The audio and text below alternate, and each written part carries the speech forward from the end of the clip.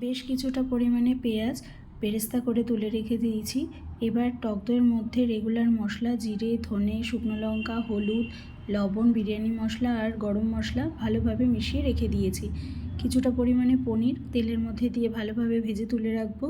আর লবণ দিয়ে আগে থেকে সেদ্ধ করে রেখে দিয়েছিলাম এঁচোড় আর আলুটা, সেটাও একটু পেঁয়াজের সাথে তেলের মধ্যে দিয়ে ভালোভাবে ভেজে নিচ্ছি। মোটামুটি ভাজা হয়ে গেলে আগে থেকে যে মশলাটা রেডি করে রেখে দিয়েছিলাম সেইটা এঁচোড় আর আলুর মধ্যে ভালো মতো দিয়ে কষিয়ে নেব। বেশ কিছুটা সময় ধরে কষিয়ে নিচ্ছি। দেখো তেল ছাড়তে শুরু করে দিয়েছে, মানে মোটামুটি ভালো মতো কষানো হয়ে গেছে। আগে থেকে যে ভাতটা রেডি করে রেখে দিয়েছিলাম সেই ভাতটা এর উপর থেকে দিয়ে এবার একে একে পনির ভাজা, বেরেস্তা, গোলাপ জল, কেওড়ার জল, মিঠা আতর, একটু গুঁড়ো দুধ দিয়ে ভালো মতো ঢাকা চাপা দিয়ে সেদ্ধ হতে দেবো।